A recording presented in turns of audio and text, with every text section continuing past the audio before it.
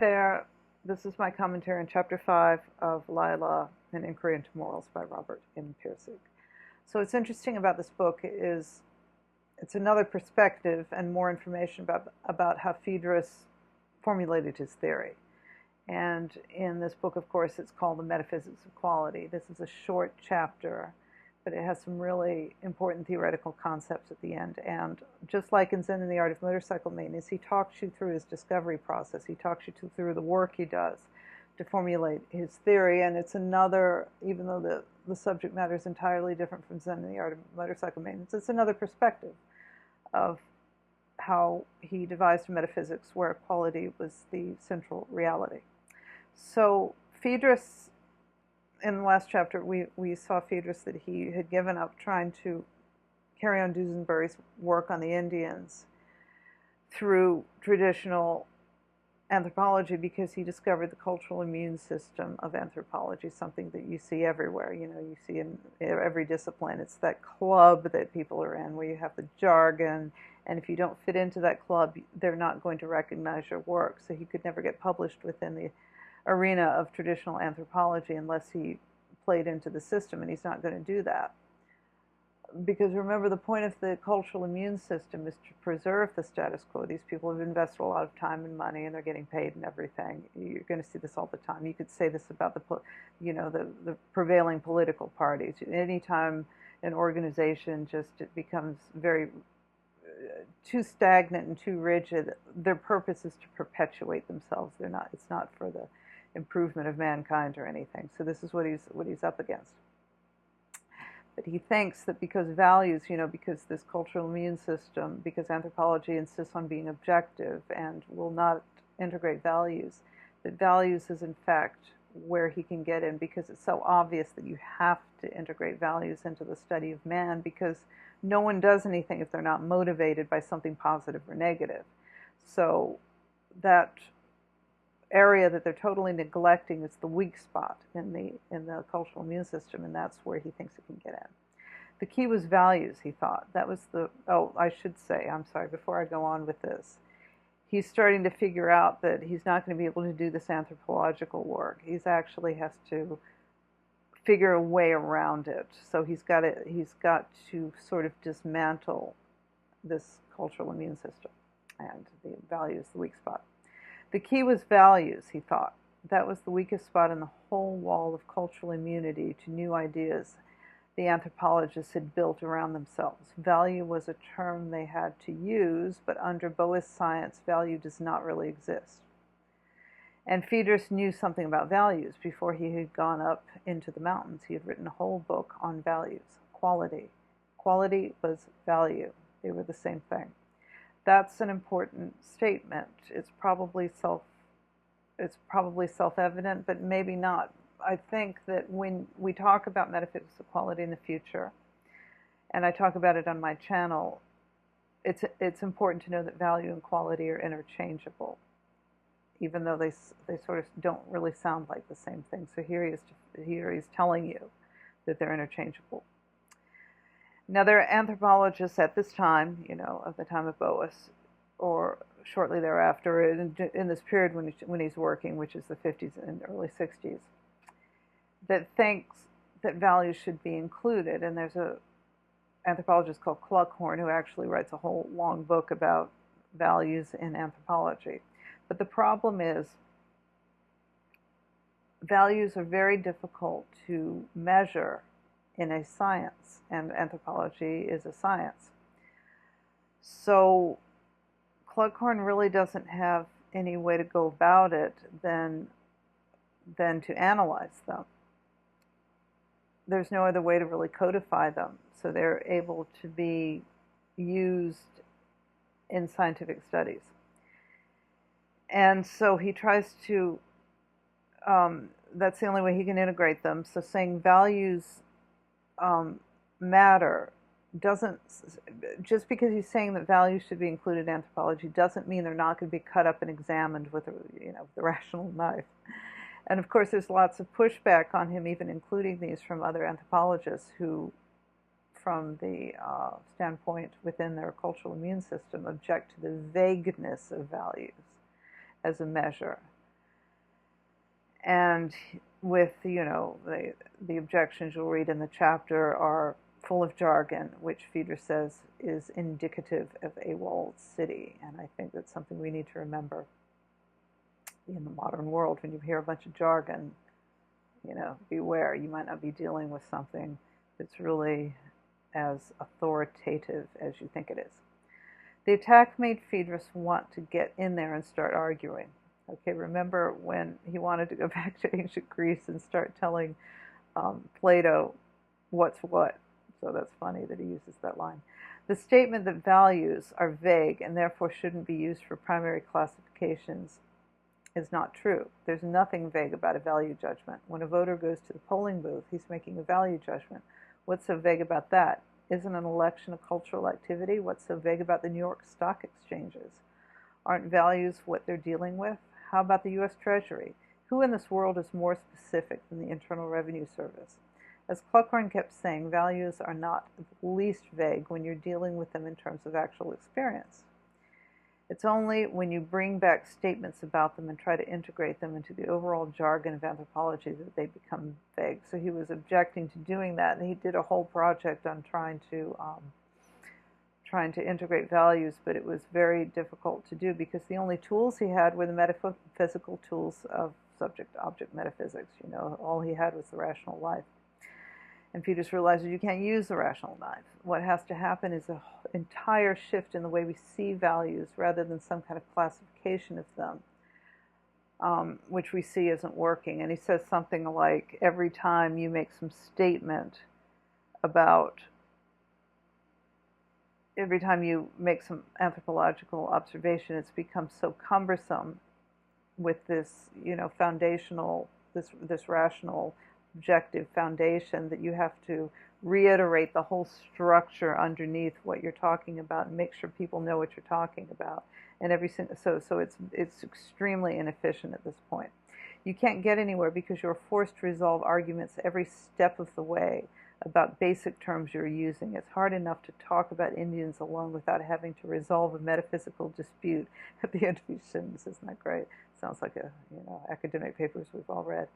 This should have been done before anthropology was set up, not afterward. That was the problem. The whole field of cultural anthropology is a house built on intellectual quicksand.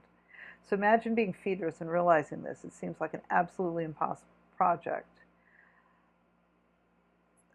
And he's already written a book on values, Zen and the Art of Motorcycle Maintenance. So he knows how to do this, but I think what he's worried about is he's going to, once he changes the metaphysical structure of which all this anthropology is based on, that means he has to go back through all of anthropology from this better foundation, from this foundation that's built on solid ground rather than quicksand. So it sounds like an impossible project. He doesn't really know what he's up against.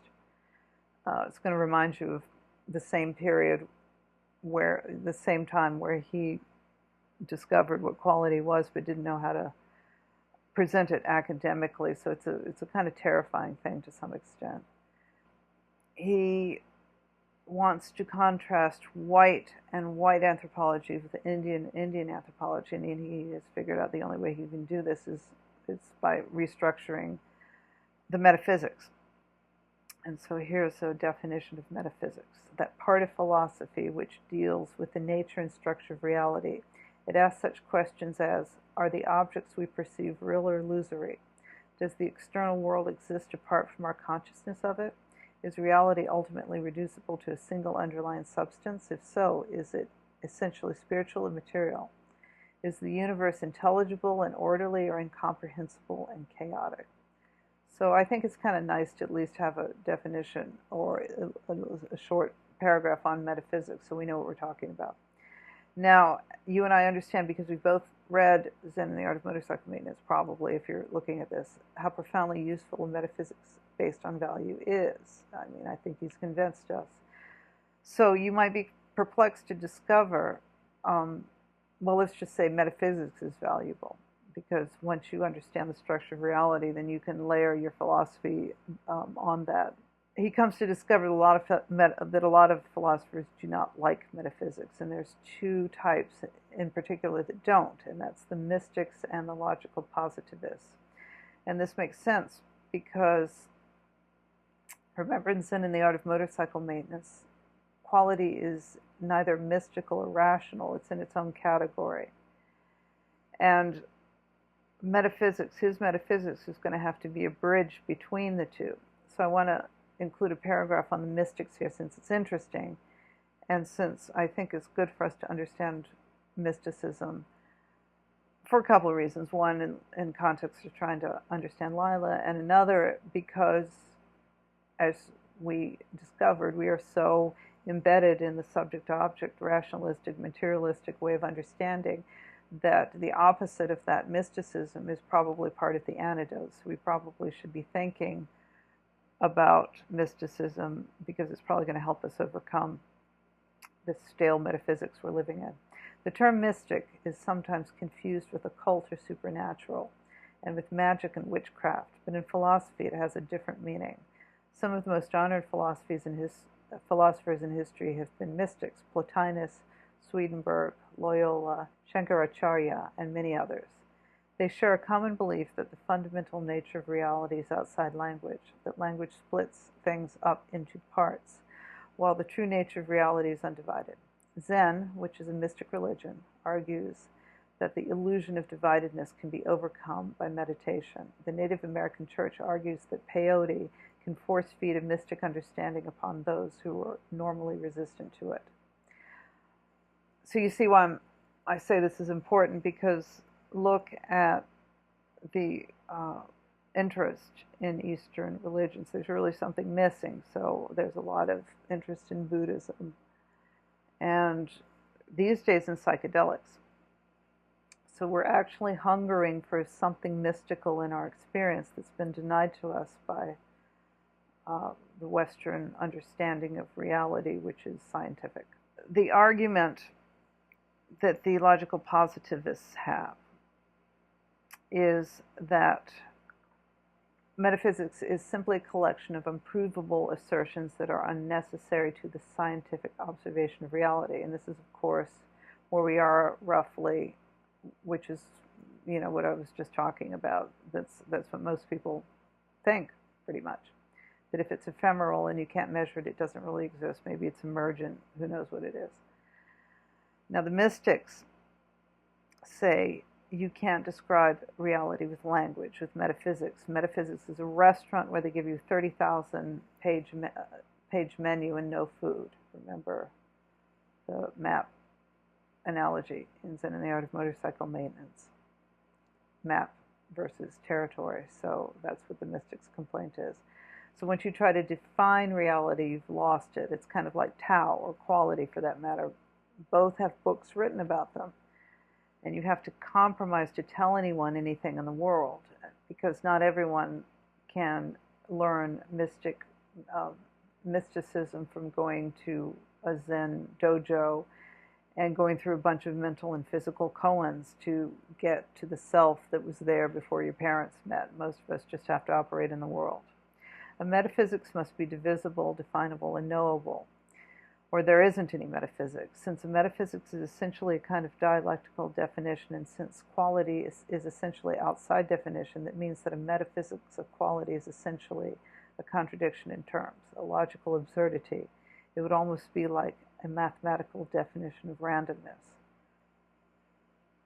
That's kind of interesting because, in a way, isn't dynamical systems a mathematical definition of randomness? I may be wrong about that. As in chaos theory, but that's a digression, I suppose. So Phaedrus is once again going to try to tackle this problem of quality, and now of the metaphysics of quality. So he's torn between the "for God's sake, leave it alone" school and the "try it anyway, it might be interesting" school, and you can guess which way he goes again. This was the intellectual part that didn't like undefined things, and telling it not to define quality was like telling a fat man to stay out of the refrigerator or an alcoholic to stay out of bars. To the intellect, the process of defining quality had a compulsive quality of its own. It produces a certain excitement, even though it leaves a hangover afterwards, like too many cigarettes, or a party that lasted too long, or Lila last night. It isn't anything of lasting beauty, no joy forever.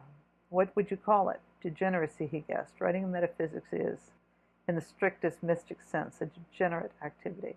So like the mystics warn, once you start putting that quality experience into words, you start to lose it. And this makes writing metaphysics necessarily degenerate because it's no longer mystical, obviously. It's like writing a book on the Tao. Yet that little book on the Tao is extremely valuable, even though you could say it is somewhat degenerate. So sometimes we have to compromise. As he says, sometimes picking up bar girls and writing metaphysics is a part of life. So you do the best you can to not let the words get in the way. Pirsig's really good at this. And that's what koans are, and that's what that koan, and that's what koans are, and that's what that phrase finger pointing to the moon is.